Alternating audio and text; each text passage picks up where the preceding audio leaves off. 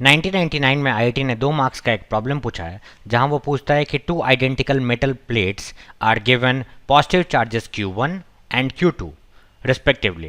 If they are now brought close together to form parallel plate capacitor with capacitance C, the potential difference between them is.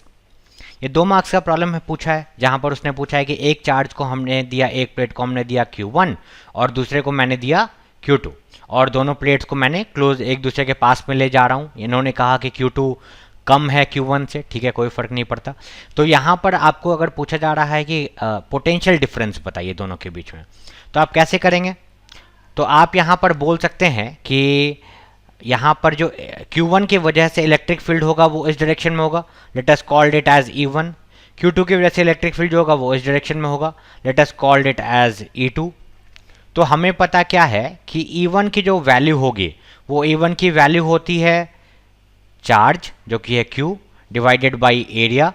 तो यहाँ पर 2 area है क्योंकि दोनों side होता है प्लेट का, और इंटू एप्सिलॉन नॉट। ये यहाँ पर इलेक्ट्रिक फील्ड E1 की वजह से हो गई।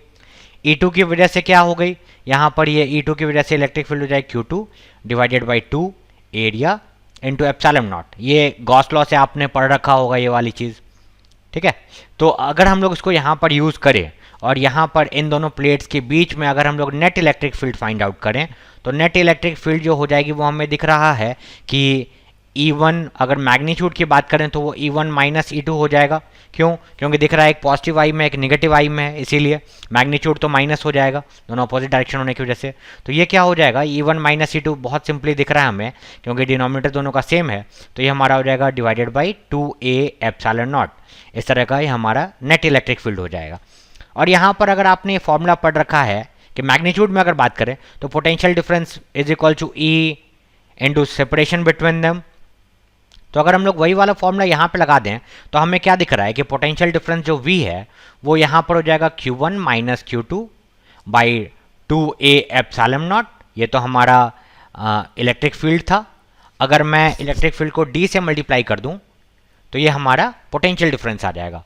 लेकिन सवाल में तो यहाँ पर ऑप्शंस में आप देखोगे तो C के टर्म्स में है, तो उसको आप जब फर्दर रीअरेंज करोगे तो आप इसको लिखोगे क्या कि V इज इक्वल्स टू, इसी चीज़ को आप लिखिएगा Q1 minus Q2 by 2 epsilon not A, और डिनोमिनेटर में अगर इसको D कर दें तो हम लोग इसी चीज़ को C बोलते हैं।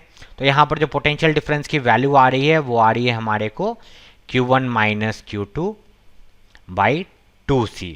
ये तो हुआ एक तरीका लाने का आसानी से, क्योंकि 2 मार्क्स का क्वेश्चन है तो ठीक है, इस तरीके से आप ला दोगे। एक और अल्टरनेट मेथड है जहां पर आप लोगों ने शायद कंडक्टर की थ्योरी में ही पढ़ रखा है क्या, बताइए जरा सा, कि यहाँ पर अगर Q1 है, यहाँ पर अगर Q2 है तो आउटसाइड प्लेट्स चार्जेस किस तरह से रिडिस्ट्रीब्यूट होते हैं। तो फाइनल आंसर यही आता है कि बाहर में होता है arithmetic mean of the charges. तो यहाँ पर भी हो जाएगा Q1 प्लस Q2 बाई 2 और यहाँ पर भी हो जाएगा Q1 प्लस Q2 बाई 2। और एक कंडक्टर की प्रॉपर्टी है कि यहाँ पर जो होगा उसका अपोजिट यहाँ पर होगा, क्योंकि इनिशियली Q1 था और एक साइड आ गया Q1 प्लस Q2 बाई 2, तो अपोजिट साइड जो दूसरे साइड होगा वो आ जाएगा Q1 माइनस Q2 बाई 2, ताकि दोनों का सम हो जाए Q1। उसी तरीके से यहाँ पर हो जाएगा minus of Q1 minus Q2 by 2। तो अगर हमें पता है कि ये कैपेसिटेंस है और कैपेसिटेंस की जो यहाँ पर जो चार्ज हम लोग लेंगे कैपेसिटर में, वो हम लोग को पता है कि चार्ज की वैल्यू हम लोग ले लेंगे यहाँ पर, अगर हम लोग उसको कैपेसिटर कंसिडर करें तो वो हम लोग ले लेंगे Q1 माइनस Q2 बाई 2।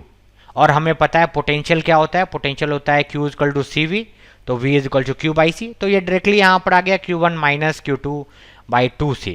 तो इस तरीके से ज़्यादा आसान तरीका तो ये सेकंड मेथड ही है, डायरेक्टली आप आंसर ले आते हैं। तो इस तरीके से आपको यहाँ पर 2 मार्क्स मिल जाता है और आपको सीखने को भी मिलता है कि चार्जेस किस तरह से रीडिस्ट्रीब्यूट होते हैं।